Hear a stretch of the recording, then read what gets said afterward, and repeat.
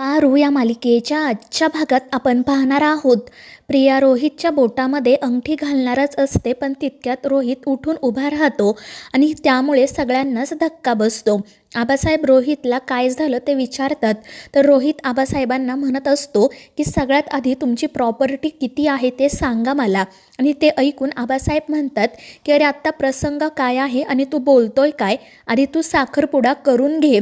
मात्र तितक्यात रोहितची आई असं म्हणू लागते की आत्ताच या सगळ्या गोष्टी बोलायला हव्यात. तर रोहित म्हणतो की अगदी खरं आहे, एकदा का वेळ निघून गेली की मग तुम्ही कोण आणि मी कोण, मी जग चांगलंच ओळखतो. त्यामुळे तुम्ही मला आत्ताच सांगा की तुमची प्रॉपर्टी किती आहे आणि ती सगळी प्रॉपर्टी माझ्या नावावर करा. आणि ते ऐकून घरातल्यांना तर मोठा धक्काच बसतो. आबासाहेब तर रोहितवर खूप चिडतात, पण तरीसुद्धा ते त्याच्याशी शांतपणे बोलण्याचा प्रयत्न करत असतात. पण रोहित त्यांचं काही ऐकून घेत नाही. उलट तो असं म्हणू लागतो की मी तुमच्या मुलीसोबत लग्नाला तयार झालो हेच मोठे उपकार समजा. आणि ते ऐकून प्रिया रागातच रोहितकडे बघू लागते. तर रोहित तिला म्हणतो की अशी काय बघतेस तू माझ्याकडे, माझी होणारी बायको आहेस ना तू, मग आत्तापासूनच नवऱ्याचा रिस्पेक्ट करायला शिक. आणि मगाशी तर खूप स्वप्न बघत होती ना की माझा नवरा असा हवा तसा हवा, मग तुझंसुद्धा आता काही कर्तव्य आहे की नाही, सांग तुझ्या या बापाला की त्याची प्रॉपर्टी माझ्या नावावर करा म्हणून. आणि ते ऐकून तर आबासाहेब खूपच चिडतात आणि रोहितला सांगतात की ती माझी एकुलती एक मुलगी आहे, तिच्यासोबत असं बोलायचं नाही. जर तू अजून काही बोललास ना तर मी तुझी खांडोळी करेल. मात्र रोहितही गप्प बसत नाही आणि मग त्याची आईसुद्धा म्हणू लागते की खरं तर तुमची ही मुलगी ना आमच्या घराण्याला शोभतच नाही. फक्त तुमच्या घराण्याचं नाव मोठं आहे म्हणून आम्ही ही सोयरीक जुळवली, पण तुमची ही मुलगी आम्हाला मुळात पसंतच नव्हती. आणि ते ऐकून तर आबासाहेबांचा पारा खूपच चढतो. ते म्हणत असतात की जर तुम्हाला माझी मुलगी पसंत नव्हती तर मग तुम्ही या लग्नासाठी होकार का दिला, साखरपुडा करण्यासाठी इथे का आलात. आणि त्यावेळी रोहित म्हणतो की कारण मला तुमचा अपमान करायचा होता. आणि ते ऐकून पारूमध्ये पडते. ती रोहितला म्हणत असते की तुम्ही हे काय बोलताय, कळतंय का तुम्हाला, आबासाहेब मनाने खूप श्रीमंत आहेत आणि तुमची हिंमत कशी झाली प्रिया मॅडमला नाकारण्याची. प्रिया मॅडमसारखी मुलगी तुम्हाला शोधूनही सापडणार नाही. आणि ते ऐकून रोहित म्हणतो की वा, म्हणजे आता या घरातले नोकरसुद्धा मला बोलणार का, या घरातल्या नोकरांनासुद्धा मालकासारखीच वागणूक मिळते का. आणि त्यावर पारू म्हणते की हो, कारण या घरातल्या माणसांचं मन ना खूप मोठं आहे. आणि ते ऐकून रोहित म्हणतो की जर असं असेल ना मग सांग या आबासाहेबांना की त्यांच्या या मुलीचं लग्न या नोकरासोबतच लावून द्यायला. आणि ते ऐकून सगळेच जण नंदीकडे म्हणजे प्रीतमकडे बघू लागतात. तर रोहित प्रीतमला म्हणत असतो की प्रिया मॅडमचं तर तू मागाशी खूप कौतुक करत होता ना, मग आता कर त्यांच्याशी लग्न. आणि ते ऐकून प्रीतम म्हणतो की रोहित सर हे काय बोलताय तुम्ही, प्रिया मॅडम खरंच खूप चांगल्या आहेत, त्यांच्या रूपाने लक्ष्मी तुमच्या घरात येईल, तुम्ही या लग्नाला नकार देऊ नका.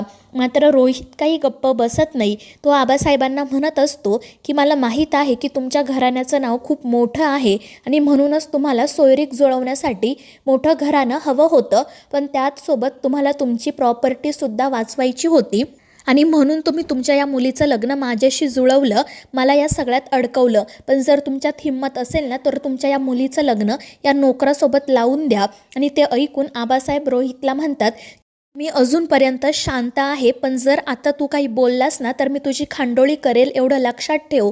पण तो रोहित काही ऐकायला तयारच नसतो.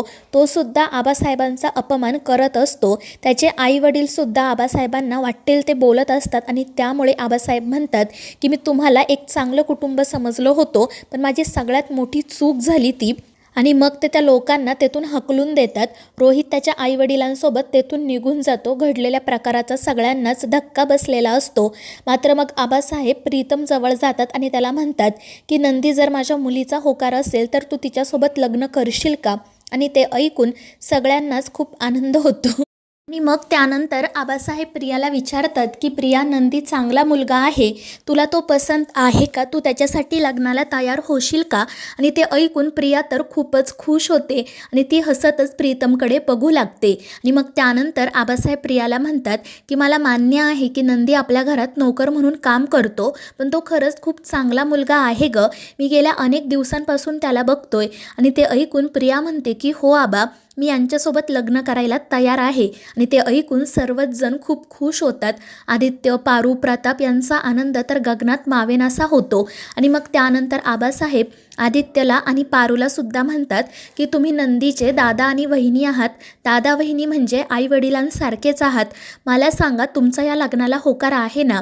आणि त्यावेळी आदित्य हात जोडून म्हणतो की हो आबासाहेब, तुम्ही म्हणाल तसं जर माझ्या भावाचं लग्न प्रियासोबत होत असेल ना तर त्याच्या एवढी दुसरी आनंदाची गोष्ट नाही. आणि ते ऐकून आबासाहेब देखील खूप खुश होतात आणि मग त्यानंतर ते लगेच प्रियाचा आणि नंदीचा साखरपुडा करायचं ठरवतात. मात्र त्यावेळी प्रीतम म्हणतो की थांबा आबासाहेब, मला तुम्हाला काहीतरी महत्त्वाचं सांगायचं आहे. आणि ते ऐकून आदित्य, पारू आणि प्रताप घाबरतात. आदित्य प्रीतमला समजवण्याचा प्रयत्न करतो, मात्र प्रीतम म्हणतो की थांब दादा, मला आबासाहेबांसोबत बोलू दे. आणि मग त्यानंतर तो आबासाहेबांना म्हणतो की माझा या लग्नाला होकार आहे, पण त्याआधी मला तुमच्याशी महत्त्वाचं बोलायचं आहे. आणि मग तो आबासाहेबांना सांगू लागतो की आबासाहेब, मी प्रिया मॅडमला आधीपासून ओळखतो. आणि मग त्यानंतर तो त्याची आणि प्रियाची पहिली भेट कशी झाली, त्यानंतर प्रिया मुंबईमध्ये आल्यावर त्यांच्याच कंपनीत कशी नोकरीला लागली आणि मग पुढे घडलेला प्रत्येक प्रसंग तो आबासाहेबांना सांगतो. आणि त्याचसोबत तो अहिल्यादेवी किर्लोस्करांचा मुलगा आहे हे सुद्धा तो आबासाहेबांसमोर कबूल करतो. आणि हे सगळं काही ऐकून आबासाहेबांच्या पायाखालची तर जमीनच सरकते. त्यांना हा धक्का सहनच होत नाही. ते या सगळ्यावर पटकन विश्वास ठेवत नाही. ते म्हणत असतात की अरे हे काय बोलतोयस तू? आणि त्यावेळी मग आदित्य म्हणतो की हो आबासाहेब, मी तुमच्या बहिणीचा म्हणजे अहिल्यादेवी किर्लोस्करांचा मोठा मुलगा आदित्य किर्लोस्कर आणि हा माझा धाकटा भाऊ प्रीतम किर्लोस्कर. प्रीतमचं आणि प्रियाचं एकमेकांवर खूप प्रेम आहे आणि तुमचं मन जिंकण्यासाठीच आम्ही इथे आलो होतो. आणि हे सगळं काही ऐकून आबासाहेब तर खूप चिडतात. ते रागातच आदित्य आणि प्रीतमकडे बघत असतात. तर आदित्य हात जोडून त्यांची माफी मागतो आणि तुम्ही प्रिया आणि प्रीतमच्या लग्नासाठी परवानगी द्या अशी त्यांना विनंती करतो. मात्र आबासाहेब म्हणत असतात की त्या अहिल्याने माझा विश्वासघात केला आणि ती इथून निघून गेली. तुम्ही तिचीच मुलं, तुमच्या अंगातही तेच रक्त वाहते. तुम्ही सुद्धा माझा विश्वासघातच केला. आता या एक क्षणसुद्धा मी तुम्हाला या घरात ठेवू शकत नाही. आत्ताच्या आत्ता माझ्या घरातून चालते व्हा. आणि मग ते आदित्य आणि प्रीतमच्या हाताला धरूनच त्यांना घराबाहेर ढकलून देतात. ते दोघेजण आबासाहेबांपुढे हात जोडून त्यांची माफी मागत असतात, पण आबासाहेब काही ऐकत नाही आणि पारूला म्हणतात की यांना येथून घेऊन जा. आणि मग त्यामुळे ते तिघेजण खाली मान घालून तेथून जाण्यासाठी निघतात. प्रताप आणि प्रियाला या सगळ्या गोष्टीचा खूप त्रास होत असतो, पण आबासाहेबांपुढे ते काहीच बोलत नाही. त्यानंतर मग प्रीतम पुन्हा मुंबईला जाण्यासाठी गाडी बोलावून घेतो. तो खूप शांत असतो आणि ते बघून आदित्य, पारूला त्रास होत असतो. ते दोघेजण प्रीतमसोबत बोलण्याचा, त्याला समजवण्याचा प्रयत्न करत असतात. तर प्रीतम म्हणत असतो की दादा, आता मूव्ह ऑन व्हायलाच हवं आणि मी जे काही केलं ना ते बरोबरच होतं. तर आदित्य आणि पारू म्हणतात की हो प्रीतम, तू जे काही केलं ना ते अगदी बरोबर आहे आणि आम्हाला तुझा अभिमान वाटतोय. आणि त्यांचं ते बोलणं सुरू असतानाच प्रियाचं ज्याच्यासोबत लग्न ठरलं होतं तो रोहित त्या ठिकाणी येतो. त्याला बघून प्रीतम तर खूपच चिडतो, पण पारू त्याला थांबवत म्हणते की थांबा प्रीतम सर, जे काही घडलं ना त्यात त्यांची काही चूक नाही आहे. तर मित्रांनो, या मालिकेच्या पुढील भागांच्या अपडेट्ससाठी आपल्या चॅनेलला सबस्क्राईब करा.